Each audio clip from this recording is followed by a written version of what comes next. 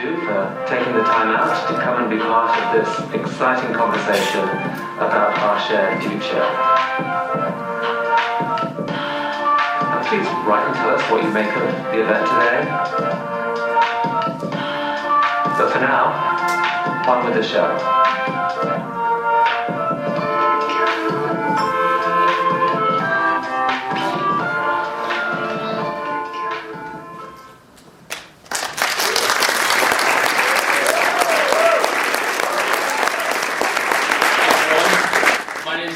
And welcome to TEDx WUSTL 2013 Cultivate the Intellect.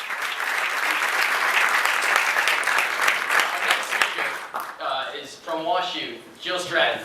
Now, Jill is a dean here at WashU, and I might be as bold as to venture that she is the single person in the room who loves her job the most. She said she came to college in 1987 and hasn't left since. To give a quick anecdote, this morning as we were rehearsing, I was asking every speaker, if your mom was to introduce you to the audience, what would she say? And Jill, without a doubt, without hesitating, picks up the phone and calls her mom and has me ask her. So, everyone, Jill loves audience participation and audience energy, so let's give a warm welcome to Jill Stratton.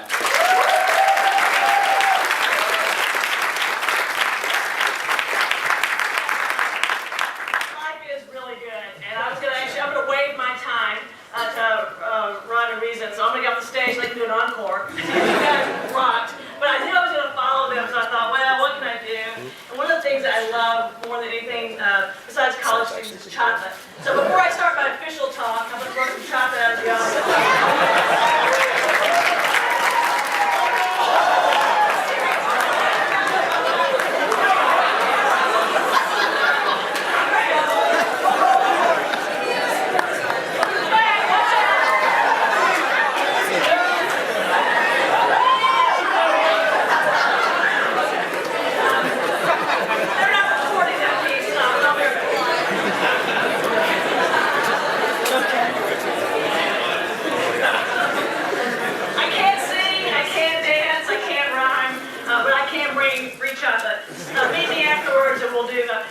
Before I start, I did want to say thank you to the WashU group who's organized this.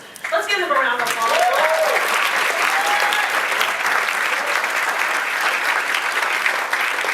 And also, I know that Elliot's parents are down from Chicago, so welcome. And I think maybe there's other parents as well.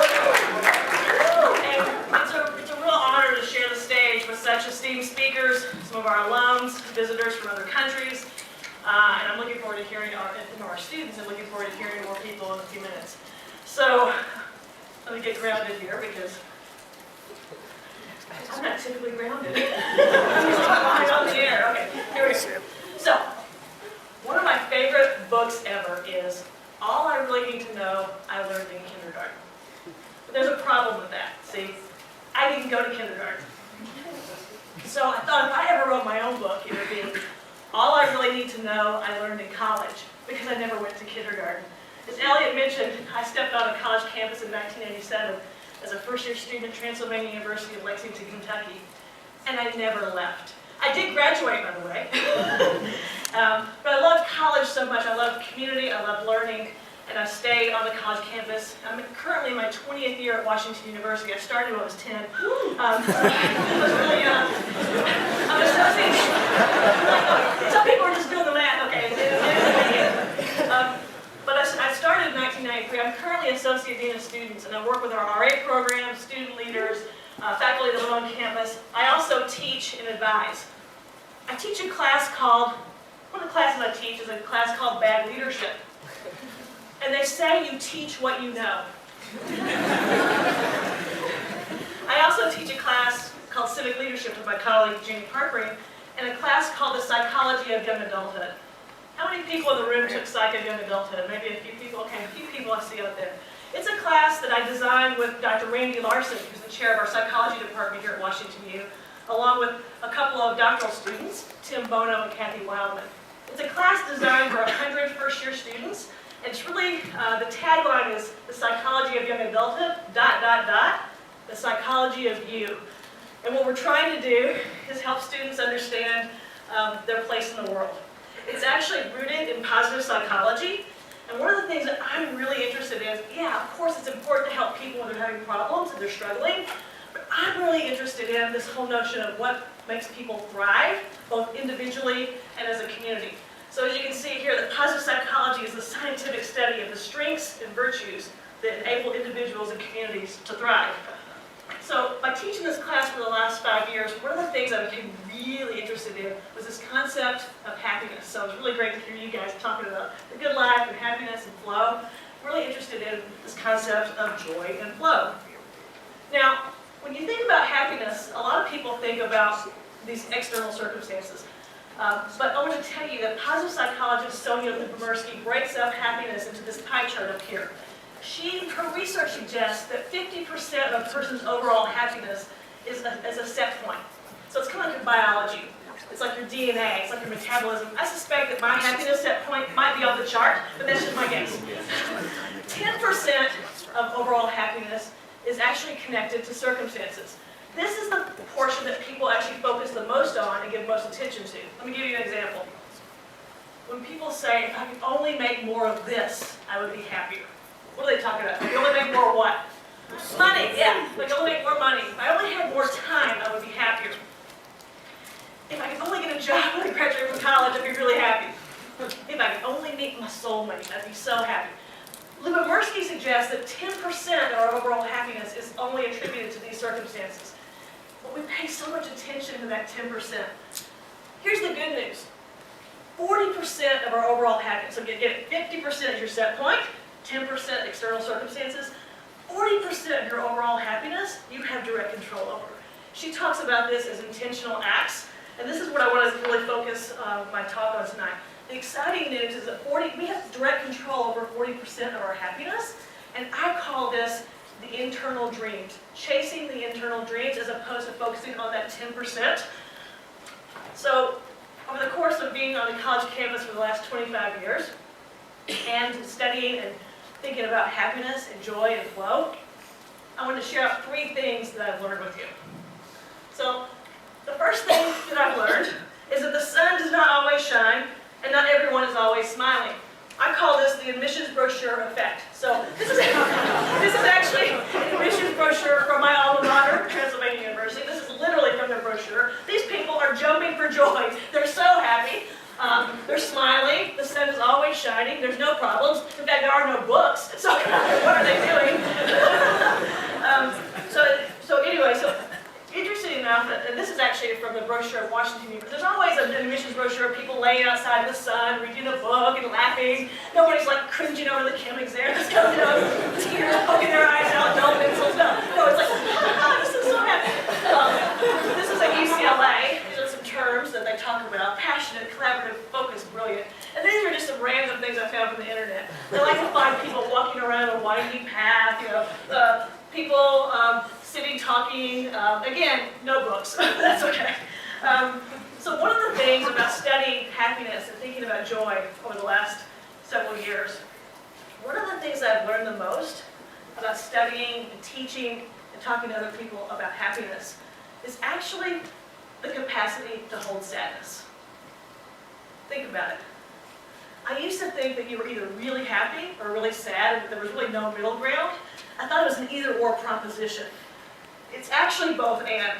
And when we're chasing our internal dreams and when we're anchored in on internal joy as opposed to those external circumstances that Lyubomirsky talks about, we can hold both at the same time. So back to the admissions brochure. I think we have this notion that everybody's always happy all the time, not just in the admissions process, but when they get to college and when life is happening. So whether that's what you post on Facebook, everything's just great, or what you see on the admissions brochure. I'm going to tell you, as I mentioned, I advise students. In the last couple of weeks, I've had several students meeting with me about their schedule, about life. I love when students email me and say, Dear Dr. Stratton, can I talk with you about college life? And I love that, so yes, please come and talk to me. Several students have actually been crying in my office, but this isn't something that they present to other people. It's more of what's happening in their lives. They feel like there's a safe place and they can express that sadness. And so, even though the perception is that everybody's always happy, there is, pain is part of life. It's inevitable. I think there's a difference between pain and suffering. But pain is just part of the deal of life. But you can hold both at the same time. That's what I wanted to tell you. So I have a strategy. So if you're feeling sad, which we all will, one of the things I ask the students to do is, let's ask for help. People that are high achieving, that's all of you all of us, have a hard time asking for help because they're constantly always helping other people. But I want to tell you that asking for help is actually a sign of strength. So here's a question. When somebody asks you for help, how do you feel? Just think about it. How do you feel? Yeah, people feel good when other people ask them for help. So here's my strategy. Ask for help. Acknowledge your pain. Don't numb your pain, because as Dr. Brene Brown says, if you numb the pain, you also numb the joy. But don't ruminate on the pain. Don't let it go cycle down. Acknowledge it. Talk to somebody you trust. Ask help. Seeking help is a sign of courage. And again, helping other people. So why do we struggle with asking others for help when we love helping other people? Why not view asking for help as a gift of trust to another person, which allows them to help you? The number 2 thing that I've learned about in working with college students and studying happiness is find something that you love. But here's the thing. A lot of times we come to college with family's expectations or society's expectations of what is successful. Take time to find out what you find successful. And here's the challenge with that. We spend a lot of time not by ourselves, but by listening to other people. I love what Parker Palmer says. Before I can tell my life what I want to do with it, I must listen to my life telling me who I am. So I guess my strategy is take time to listen to yourself. And to do that, you might need to do that in silence. I actually have a hard time with silence. That's just not my gig. But I'm going to encourage you, the rest of you. I have a really good friend who meditates an hour a day. An hour a day. And I said to her, what happens when you're really busy and really stressed out? She's like, oh, on those days, I meditate longer. I'm like, oh, yeah, of course, right? So I'm just suggesting take 5 minutes in silence, whether that's a meditation, go out in nature, walk around, look at a candle. Take time to reflect. That's what I do. Don't light a candle in your residence hall room. Just kidding. So finding something that you love. So when we operate out of a place of joy and doing what we love, we're actually more effective in the world. And the world needs people that are doing what they love. So another thing that I love talking about people is this concept of flow. So there's a psychologist, and I will not ask you to spell his name because I can barely spell it. His name is Mihaly Csikszentmihalyi, and he talks about this concept of flow. It's when you lose all track of time doing something that you love. Athletes might call it being in the zone. Musicians are losing all track of time. So I was actually I was on the Flying Southwest a couple months ago, and I love Spirit magazine, and I love this quote by Questlove in The Roots. He said, when there's something you love and you're good at it, you give your life to it. It becomes a spiritual thing, a joy thing. For me, it is music. So find out what that thing is for you and go do it. The third thing I want to say is that joy comes from the inside out. Chase the internal dream, not the external dream. Andy Dillard says the way we live our days is the way we live our lives. So here's a strategy for you. As I mentioned, I'm a 4-year academic advisor. And I actually videotape all of my advisees at the beginning of each semester. So by their senior year, I've got 8 video clips of my advisees. By the way, they know I'm videotaping. This is with their permission. I ask them a series of questions. Who's the most important person in your life right now? What are you most excited about? What are your biggest fears? What are your dreams? At the end of every video, I ask the exact same question. So this is the 8th time I've asked it to my seniors. I said, you're in the quad graduating from Washington University. When they're a freshman, I think it's a long time away. When they're seniors, they're like, oh my gosh, it's in a couple months. Here's the question I ask them. You're graduating from Washington University. When you leave this place, how do you want to be remembered? What do you want people to say about you? What do you think that they say? They all say a version of the same thing. You might think, they want to make the dean's list, they want to make good grades, they want to say they were a hard worker. No. They all say a version of this. I want to be remembered as a good friend. Or I want to be remembered as a nice person. I want to be remembered as somebody who helped other people. So my strategy is for you all to think about, how do you want to be remembered?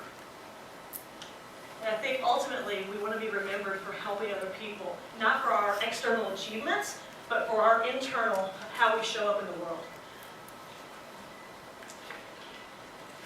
So in closing, I'm going to wrap this up. After 25 years on a college campus, I've learned how to hold both joy and sadness, that it takes strength to ask for help, that if you take time to reflect on and pursue what you love, you will be happier and more effective in the world. And if you think about how you want to be remembered, you will be more intentional with how you walk and how you show up in this world. You will be better able to understand and live into what brings you most alive. So a good friend posed this question to me a couple months ago. She says, if we have limited time on this planet, and we do, we only have one life that we know of, right? So if we have limited time on this planet, what are we doing with it? And who are we spending it with? So my challenge is to you is to chase those internal dreams. Go, be, love. Chase your internal dreams. The world needs you.